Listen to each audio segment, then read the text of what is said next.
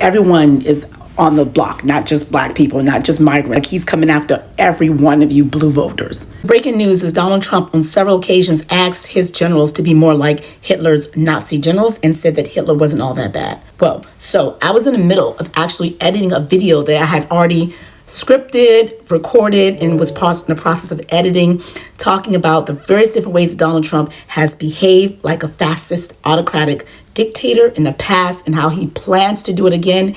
And yeah, so I was like, you know what? I have to pause because I have to re-edit that video to include a new intro to talk about this. So I'm going to share with you a little bit about this background of this. And on the other side, let's talk a little bit more before we lob into my video. Firm's previous report that the former president had made admiring statements about Adolf Hitler. Kelly also told the Times that in his opinion, Trump met the definition of a fascist and would govern like a dictator if allowed.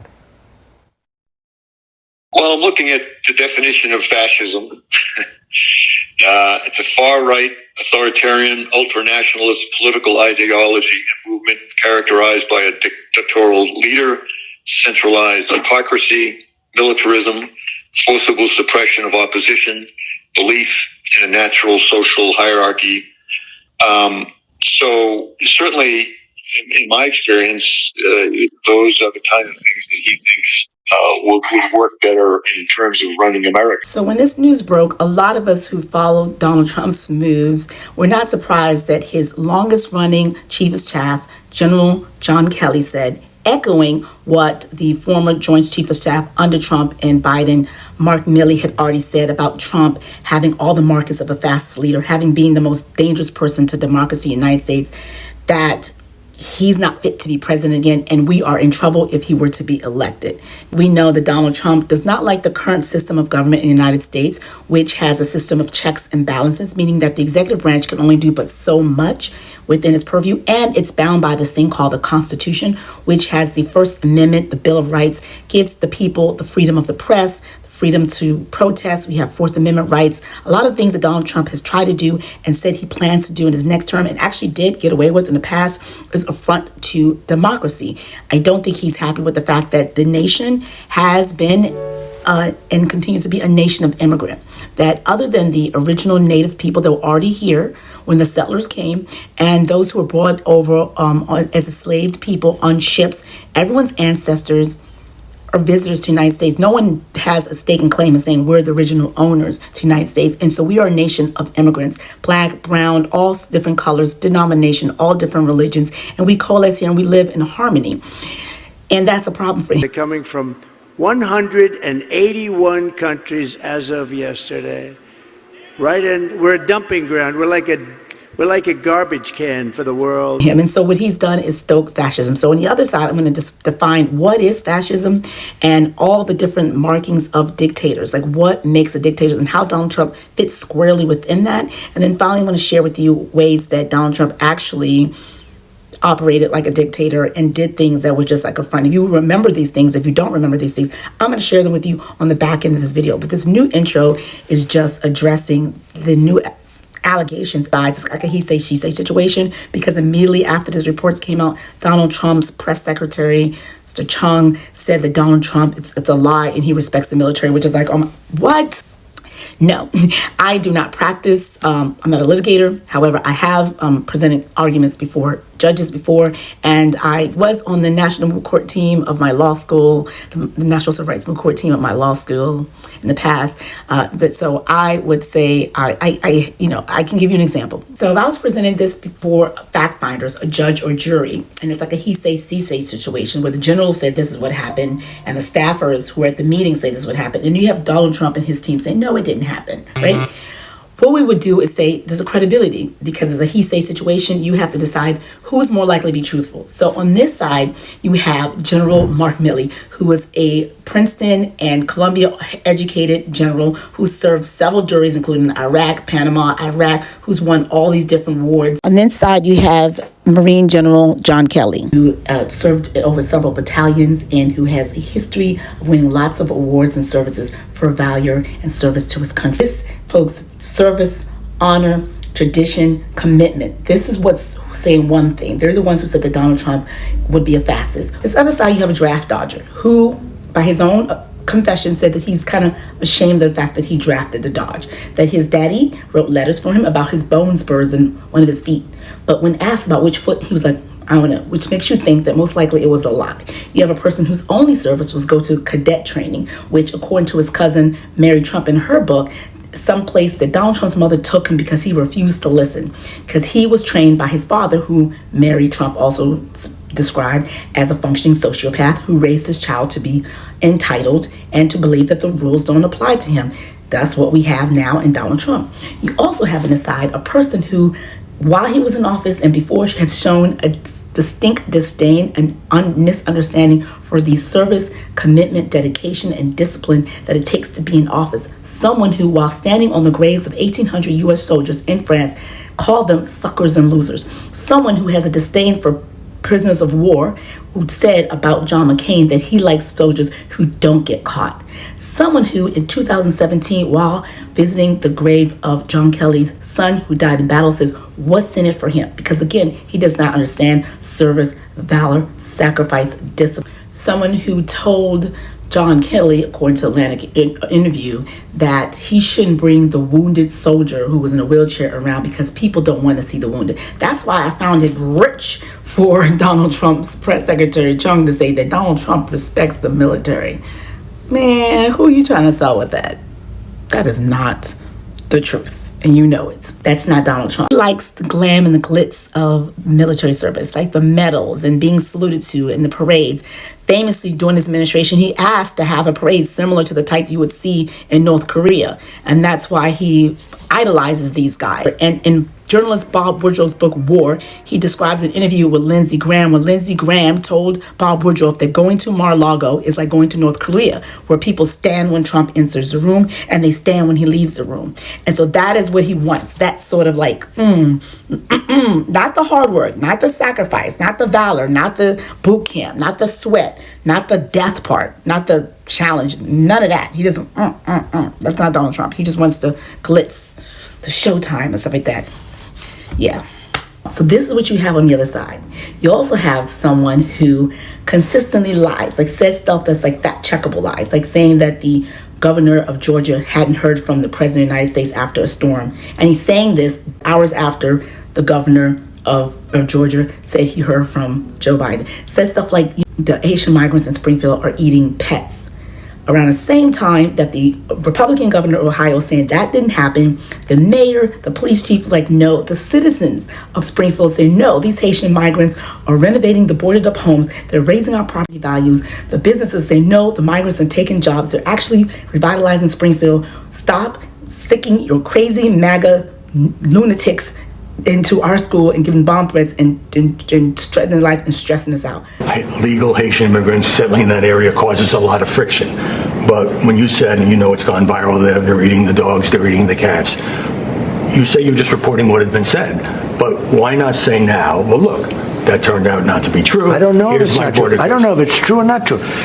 I read eating something. The pets, you don't know if it's true or not true? No. It's been debunked by local officials. What about the geese? What about the geese? What happened there? They're all missing. I don't know. Just stop. Like, that's who you have on the other side. Someone who consistently makes racist, xenophobic, vitriolic, divisive statements, who, I didn't even get to this fact, was convicted 34 times for federal election interference, which included fraud, who's currently being on trial and prosecuted for stealing government, top secret governments, and taking them to Mar-a-Lago, who's currently right now on trial for contributing to an insurrection to subvert the will of people. Someone who recently can no longer have a charity in New York because he was banned because the last charity he defrauded.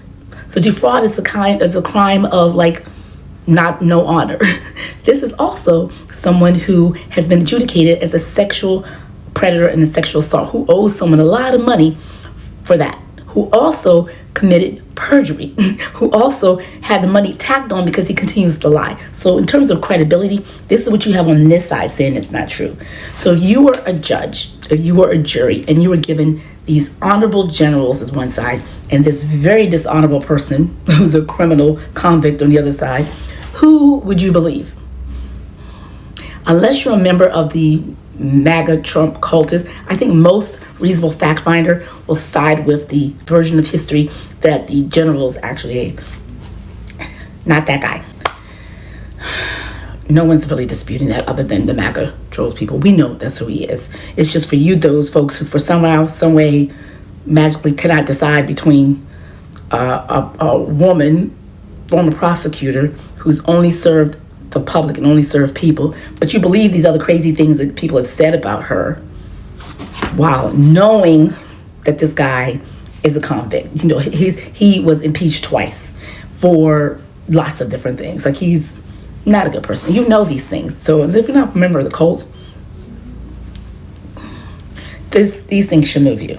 Okay, back to my original video I was editing before the breaking news about General John Kelly and me feeling like I need to defend their honor against people saying that their recollection of events is not accurate. 10 ways that Donald Trump has vowed to run his second presidency like an autocratic fascist dictator. Ready for that video? As he essentially wants to be an autocratic dictator. We know that he's famously praised a lot of dictators. He wants that to be his American experience, but he's frustrated about this little thing called democracy that we have, a system of checks and balances. So no one person, man or woman, has the authority or ability to do what Donald Trump would like to do to his enemies, whether they're journalists, whether they're members of the media, whether they're political opponents, or whether there are people who just didn't vote for him, like all of them American citizens, like just actually exact revenge against them, including violence. And we know that she made an attempt and successfully, to a certain extent, actually carried out some revenge on people who didn't vote for him. Cue the fact that he tried to withhold aid from California because that's a blue state, until one of his staffers had to say, here's some voters in Orange County, give them some aid. Yeah, he's that cruel type of person. So he doesn't like America. He doesn't like the checks and balances. He wants to be an autocrat. And I'm not just saying this. I'm going to share with you examples of things that Donald Trump has said that he plans to do in his next term, and mix in there a little bit things that he actually did do on his last term that was totally autocratic and totally goes against and is the front to everything that we've believed. America's not a monarchy. So let's get to it. Let's talk about those different ways. I want to start with a quote from Jason Stanley, who's a Yale philosopher and professor, who in a 2019 Vox article was talking about what is fascism. And he had this one quote that says, freedom requires truth. And so to smash freedom, you must smash truth. This was before like January 6th, by the way. This was 2019. And they were just talking about how the fear that Trump at some point may use violence to get his way, and may weaponize his cult following. And they describe fascist politics as this. He says, fascist politics would focus on the dominant cultural group. The goal is to make them feel like victims, to make them feel like they've lost something, and that the thing that they've lost has been taken away from them from a specific enemy, usually some minority group. And we see that in the way Donald Trump has been demonizing people of color, minorities, migrants. It also says fascist leaders create anxiety, and they want their followers to hearken back to what he said, the story of a once great society that's been destroyed by liberalism or feminism or cultural Marxism, or whatever it is that the dominant groups feel angry and resentful most about, for the loss of their status and power. And we do see this. He actually right now embodies like the different qualifications and different characteristics of dictatorship. I saw this article that detailed like what it is to be a dictator. Here's some of the characteristics of dictators. See, this sounds familiar. They use extreme violence. Now think about January 6th. Peaceful people. These were great people.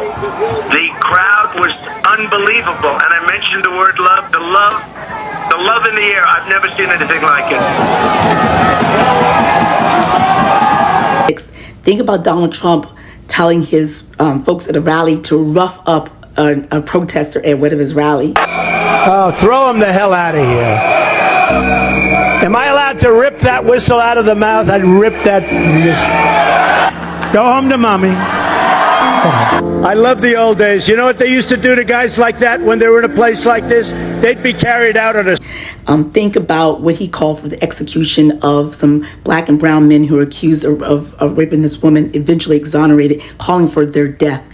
Think about him sending the National Guard to squelch the George Floyd protesters. Assembling clips and doing research for this segment of this, to supplement this portion of the video, I found so many examples of ex-staffers saying that Donald Trump had asked him if he could execute women and children, migrants.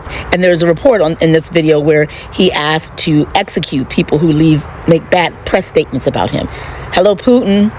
Hello, Kim Jong-un. Hello, Maduro. Hello, all the various different dictators who off their opponents.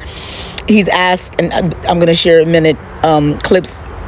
He asked General Kelly and other folks if they could shoot protesters. We have a First Amendment right. This man has asked to shoot protesters. Crazy. And an Atlantic article quotes a source that says Trump said to beat the F out of the civil rights protesters during the George Floyd movement. Just shoot them, Trump said on multiple occasions inside the Oval Office, according to excerpts from an interview with Mark Milley, the former Joint Chief of Staff of Donald Trump and later Joe Biden. And then Attorney General Barr would push back, and Trump would tone it down, but only slightly, Bender asked. He'll say, well, shoot them in the leg or maybe the foot.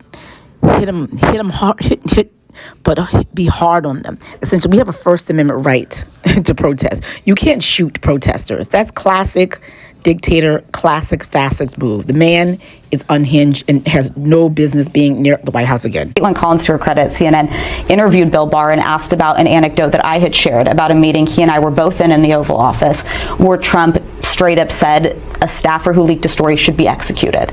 And Bill Barr kind of danced, said, like, I don't recall that specific instance, but there were others where we talked about executing people. And I'm like, how you rationalize that is a person fit in sound judgment to be president of the United States? No, you can't do that.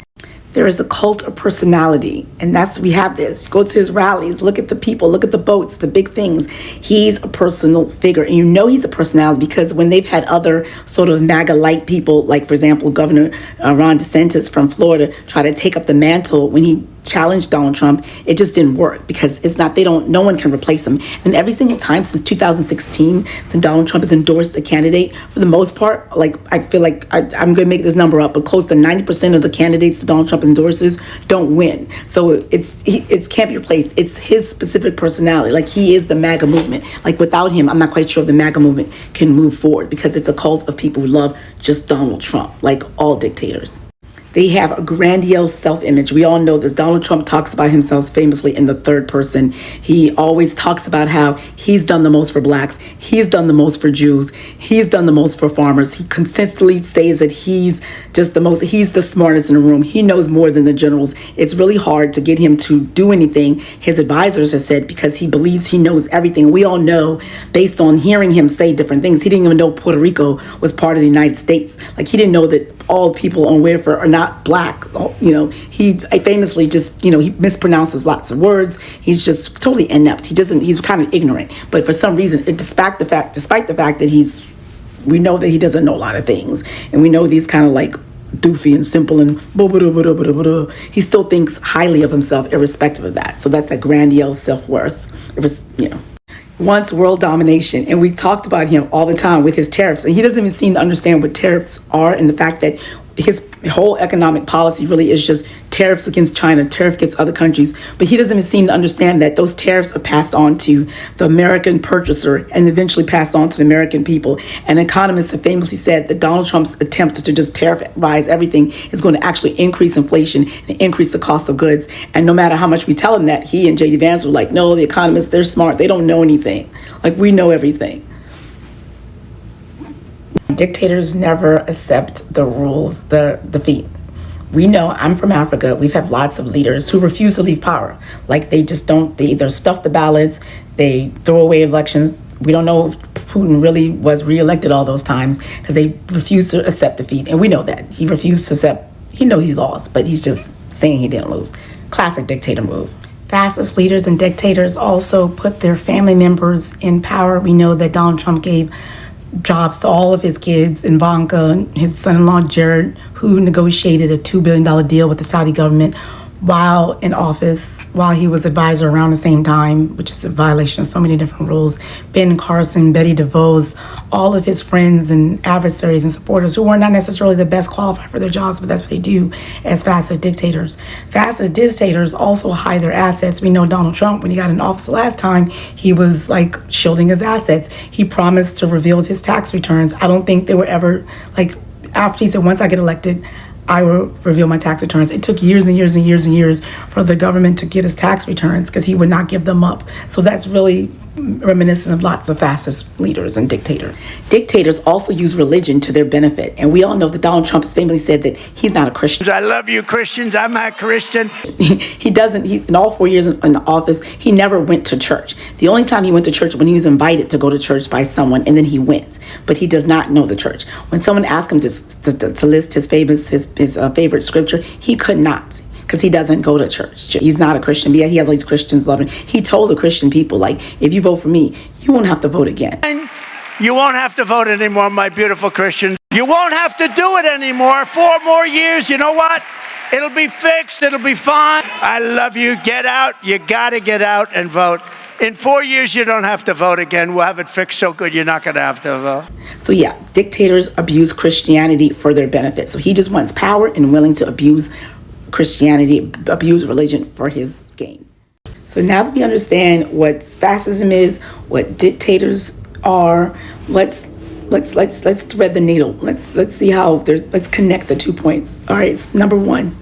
I already gave away this when Donald Trump infamously tweeted that he wants to rip up the Constitution because the Constitution, again, doesn't allow him to do what he wants to do. How are you going to be president? He cannot be president of the United States because by president of the United States, he squares under the oath of the Constitution.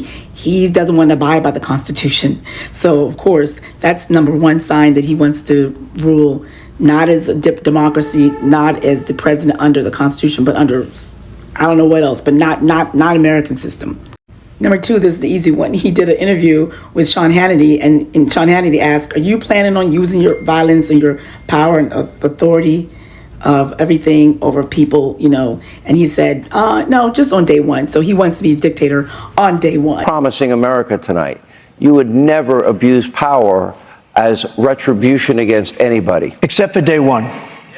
Except Look, for? he's going crazy. Except for day one. Meaning? We love this guy. He says, you're not going to be a dictator, are you? I said, no, other than day one. So that's not a good thing, because I just went through to say what dictators can do. So the one day he can do that, we don't want that. That's crazy. Donald Trump, even most recently, is even called the enemy from within, referring to political opponents. And he's also said, you know, voters and those who are not with him.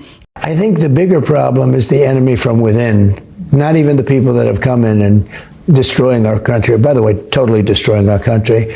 The towns, the villages, they're being inundated. But I don't think they're the problem in terms of election day. I think the bigger problem are the people from within. We have some very bad people. We have some sick people, radical left lunatics. And I think they're and it should be very easily handled by, if necessary, by National Guard, or if really necessary, by the military. The enemy from within, referring to political opponents. And he's also said, you know, voters and those who are not with them, he's going after them. Famously, when he withheld aid to California when they were burning, and an aide had to show Donald Trump results from Orange County, which is a very red county, in order for him to actually release aid. So he's cruel, and he's willing to exact revenge against those of you. So that's why he doesn't need any power ever, because everyone is on the block, not just black people, not just migrants. If he loses, like, he's coming after every one of you blue voters.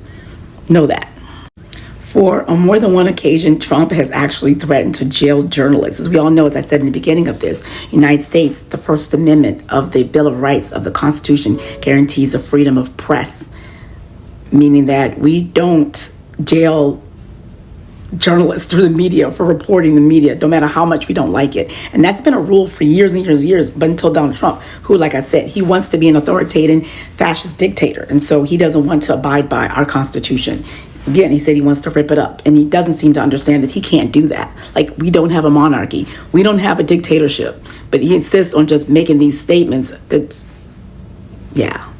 We all know, we may know what happened to journalists, Washington Post journalists, when he went back to Saudi Arabia, because the Saudi Arabian government didn't like what he was saying about them. So yeah, I'll leave it there. Banning school books. Donald Trump famously recently went on Fox Friends and said that he's going to ban schools from teaching history. Listen. We'll have one person, could be you if you decide to retire. Okay, Mr. President, here's what bothers me. Here's what bothers me about that. So let's say you have a liberal city, let's Los Angeles, San Diego, and they just decide we're going to get rid of that history. We got new history. This is America built off the backs of slaves on stolen land. And that curriculum comes in. Then we don't send them money. We would save half of our budget. Okay. So yeah, remember in the beginning that I said that they don't like teaching of history from another perspective. This guy on this is a new history. It's always been the history. It's just a different perspective. In any story, there's, the one side, this side, and then the actual truth. Even in the Bible, there's very different variations of the same story, the same event. So they don't want teaching of history from the perspective other than their founders, which we all know has been very, very skewed. And he's vowed to deny funding to school system that actually teaches the truth. Like, this is just reminding me of, I don't know, it's not Minecraft. What's reminding me of, like, 1984 or something like that, where the big brother will tell you what you need to know. Again, like I said, you have to suppress the truth. And quick side note, are we talking about education? What Donald Trump is doing, he is a master marketer, even though he might not be smart, even though we don't think he did well in school, even though we think his parents bought his way into Columbia, whatever school he went to, and even though we think he probably got terrible grades, and by the fact that he doesn't know a lot of basic things and can basically spell and can barely read himself, that he still knows how to do marketing, or he's learned marketing well. And he's famously had several sit down with Putin off the record. And what Putin does is a master of propaganda. And part of propaganda is skewing the truth and demonizing institutions such as the government, such as press. Things have been long-standing, trusted institutions for decades. Donald Trump came in, along with Russia, and sowed so much seeds of dissension and distrust that people don't know what to believe or not. That's why I did a video recently saying, here's the newspaper. And people are like, there's no way the newspaper endorsed them. I'm like, here's the newspaper. It's like they don't believe what's in front of their eyes because it's just so much confusion. But that's all part of the plan. Is that way he allows it. He also famously said to, I think, Leslie Stahl, that I make people hate you. I've done enough to make people not like you, because that way that when you're telling the truth, they won't necessarily believe you and they'll believe my version. Like, he's actually said that. So he's like an evil genius, if there's anything. He's not a genius like whatever, but in terms of like knowing how to manipulate people, yeah. Donald Trump has also famously recently this summer claimed that he is going to deport legal immigrants who are students. So whether you are a citizen or not, if you're an immigrant, even if you're a U.S. citizen or a green card holder or a legal immigrant, he's vowed that he will deport you if you protest in favor of the Palestinians. He said jihadists, but it's all a wash. It's easy under a regime like Donald Trump to not actually execute his plans to deport any student protesters the way he does. And if you don't know this, Donald Trump has actually deported U.S. citizens before. He's even deported 5 U.S. citizen children. So it's not beyond him to not actually deport people. So that's why it's interesting that the Arabs in Michigan, which is swing votes, are either protest votes voting against the Harris-Walz ticket, or they're going to vote for Donald Trump or vote for Jill Stein, which essentially is a vote for Donald Trump, voting for someone who's actually, again, this will be number 7, said he's going to ban Muslims. During his first administration, he successfully was able to do a travel ban from Muslim countries after there was like an incident. So he's going to just ban them all. And he said he's going to reinstate that ban and be even harsher. So it's kind of like all you Muslims in Michigan, your family members won't even be able to come visit you. And if you leave, you may not be able to come back. Wait a minute. He said he's going to actually potentially ban you guys if you actually protest. Make it make sense. But yeah, that's number 7. Donald Trump says he's going to ban. And again, First Amendment of the United States says we have freedom of religion. So you don't have to be Christian. It may have started as a Judeo-Christian nation based on the founders, again, the visitors who came here and met the natives already here. But it's founded on the principles of freedom of religion. For folks who always talk about the founders, I think Donald Trump has also successfully told people to throw out their allegiance to their God, to their principles of founding, to interests of fiscal conservatism, because he actually added $7 trillion to the debt. So throw that out. Throw out your morals and your moral compass, because he infamously cheated on 3 different wives and has children out of wedlock. Hello, Tiffany Trump. And with a porn star. And he just says a lot of things, does a lot of things. Recently, he was blasphemous, calling people pigs and all this sort of stuff. Like, he is not a good person. He does not adhere to the principles of Christianity whatsoever. Yeah. He uses language, Minecraft, calling his opponents vermin, which dehumanizes them to a certain extent, where he doesn't see them as subhuman. And that's something that was used by Hitler and other famous autocratic dictators in the past, by referring to their enemies in the worst, vilest nation. The way he talks about migrants who he considers immigrants, and he calls them subhuman. He refers to them, he harbors so much hate and vitriol, and he sows that hate and dissension. And the people who are in my comment section, in my videos, the stuff they say about immigrants and migrants is just wow, these are just people. Whether or not you like them, whether or not you want them to come here or not, they're just people. They're not, and I'm not saying for the ones that have committed crimes, the ones that's been violent. Yes, those don't need to be here. Those need to be expelled. They need to be prosecuted, whatever, to a full extent. But they still are the minority. The majority, though, are not doing all this stuff that Donald Trump is saying. And there's no way you can say that, because the statistics show that not only is crime down in the United States, property crime and actually violent crime down in the United States, studies have shown that the majority of crime in the United States, FBI stats, is not committed by migrants. It's committed by just regular Americans or people here legally. So it's just a big old lie. It's the autocratic, fascist way of making you believe that something's being taken away from you, and the people taken away from you are migrants. So that means he has to over-exaggerate the extent to which they are a threat. J.D. Vance said there was something like 22 million when there's really 10 million, 11 million or something like that. It's still a lot, but why were you overinflating it? The reason why you're overinflating it is because you make it seem like it's a worse problem than it is. He said there are a million of criminals. They're not. The stats don't even show that. They're just making up stuff. They're just making up stuff as part of their plan just to scare and fear people, make people fear others. That's it. That's it. They're not good people. So you reached the end of the video. Thank you so much for sitting through it. It's over 30 minutes long, including this quick little outro. But I wanted to have a summation. I hope you took notes. I am going to add chapters if I haven't already added it, if they're not already here, or if YouTube doesn't automatically add it, so you can navigate this. I would like this to be a resource, a tool that you can reference for your friends as we head into the elections. Again, this is part of a series that I just started here on this channel, where I normally talk about, as an attorney content creator, insights and information, legal for content creators. And just because we're leading up to election, I wanted to share some insights based on I shared some of this content on TikTok, brought it over here on YouTube, and learned pretty quickly that a lot of the black and brown creators have cashed out and were being paid and bought for to advocate for a person who is actively working to dismantle and destroy the country, and including their families. And it just doesn't make any sense. And so I found I'm building a community here where the community that I had here before came from my content creator information.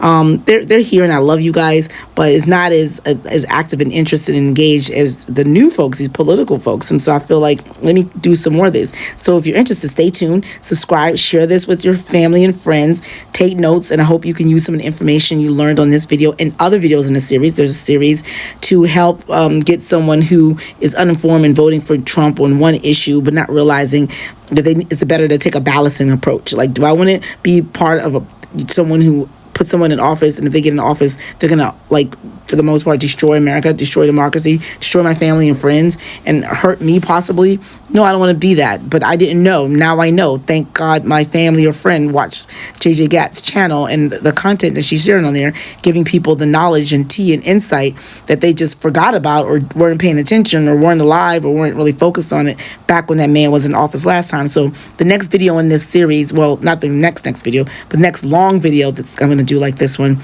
I'm going to talk about the various different ways Donald Trump unraveled, hurt the worker, the American worker. And then I have a few other little gems here and there that I might drop in here. Oh, actually, before I do that video, which might be a little bit longer, I might just do just sit down, low graphics, just let a come to Jesus moment talk to those young men, white men, Hispanic men, Latino men who are gravitating towards Donald Trump, away from Kamala, and we're going to talk about why they're doing that, and what I think they're doing that, and what do I think we need to do, if anything, to dissuade them, or just to talk to them, to make sure they feel seen.